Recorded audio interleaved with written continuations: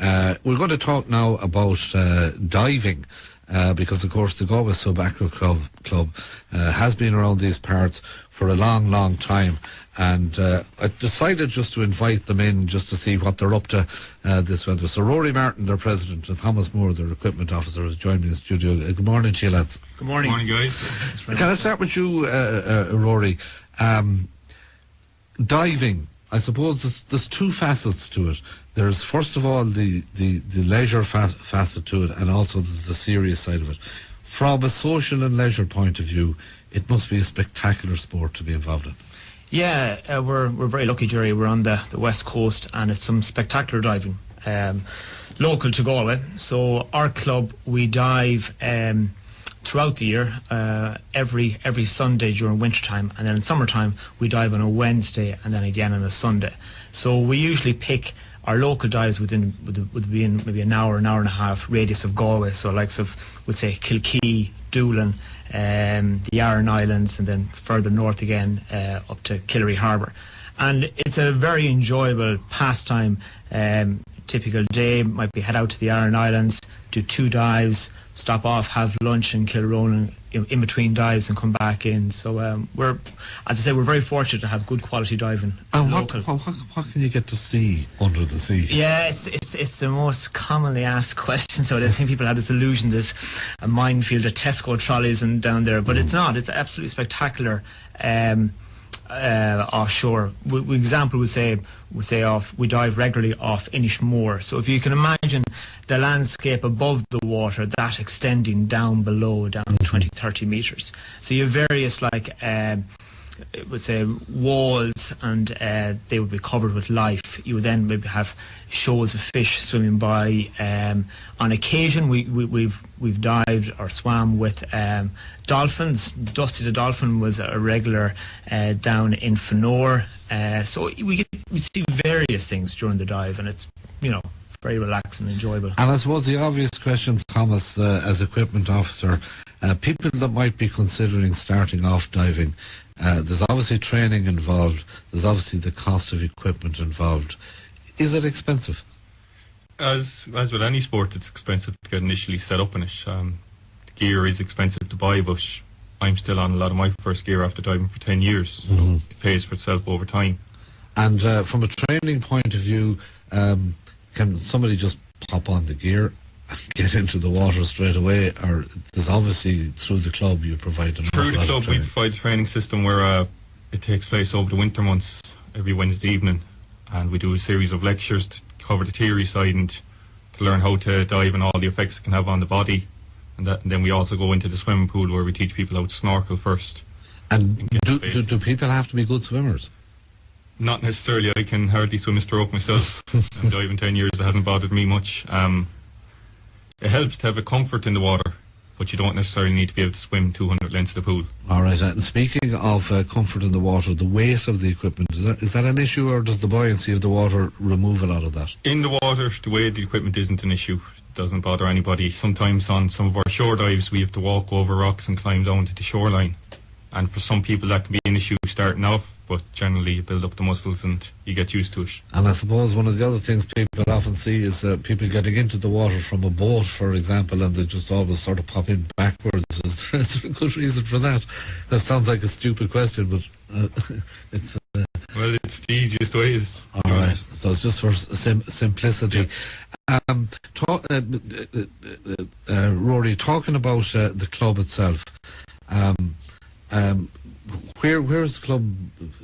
Where's the actual club rooms, or where do you operate out of? Well, we operate in a number of different locations, I suppose, but primarily we have our clubhouse in Cross Street. As Thomas mentioned, we start training.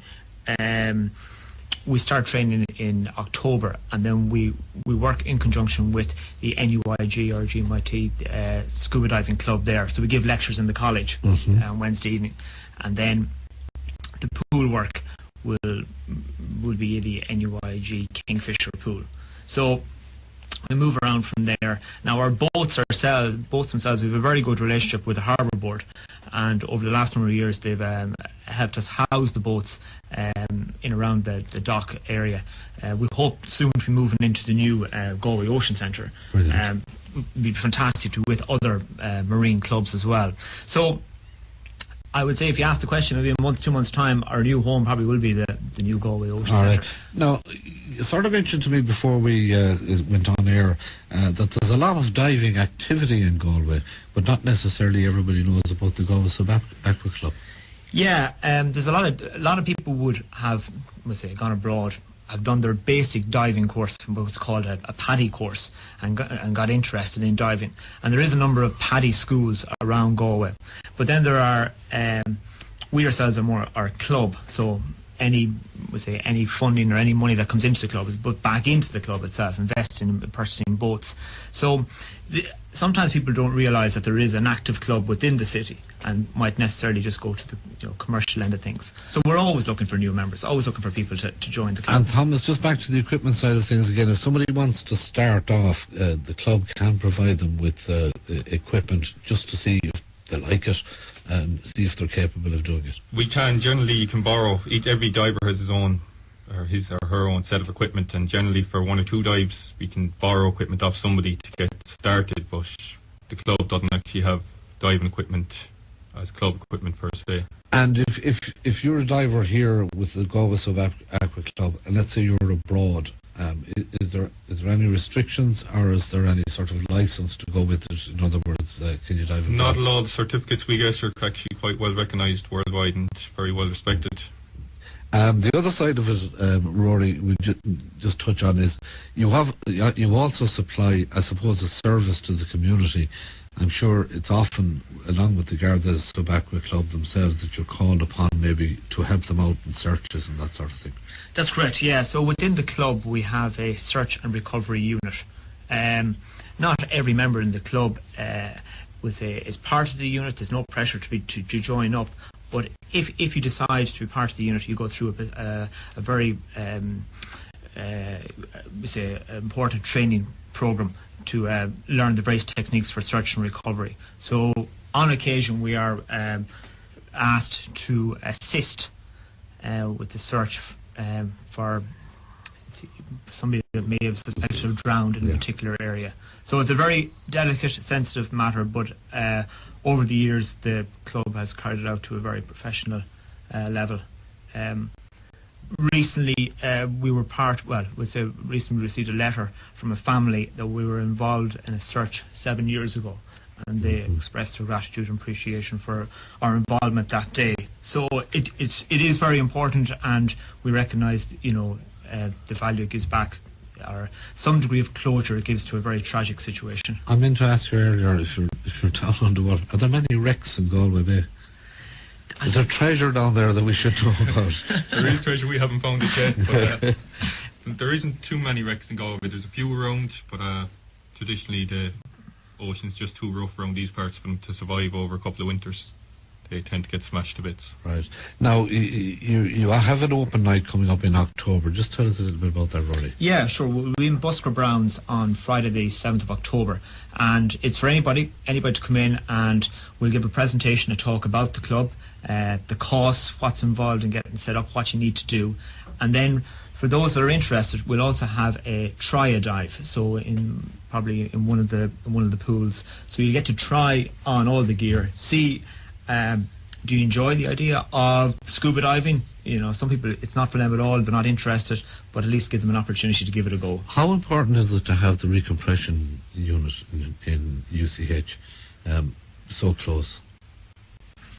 Well, diving in Galway, it's a real benefit to have it so close. It has been going through a bit of trouble recently, where it was shut for a short time and divers had to be airlifted to Cork. So if you can get, like any medical emergency, and it's reopened at the moment? It's reopened at the moment, and as far as I know, there's divers in it today being run. Okay. After an accident at the weekend, and it's being run by club members. What exactly happens if you so that you require the recompression unit?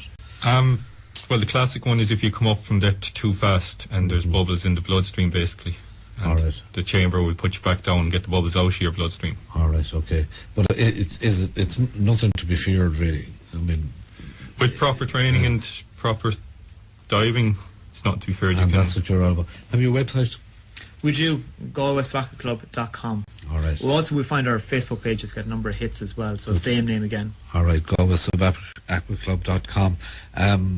And you're also doing a bit of fundraising, I believe. We are, yeah. So I mentioned that because we're fundraising for the Search and Recovery Unit on Saturday down at the prom. So we'll have one of our boats down there, a stand set up, and anybody wants to ask any questions about the club, more than welcome. All right. Listen, lads, thanks very much for dropping in. Thank you very much. Very interesting, and delighted to be able to bring it to people's attention exactly what you do. Good luck with the fun part of it, and I know a club is always a great social place to join, and well done on all of the work that you do when called upon. On behalf of all of the community, and indeed on behalf of the Gardaí and that sort of thing. So listen, thanks. That's Rory Martin, the President, and Thomas Moore, the Equipment Officer of the Galway Sub Aqua Club. Galway Sub Aqua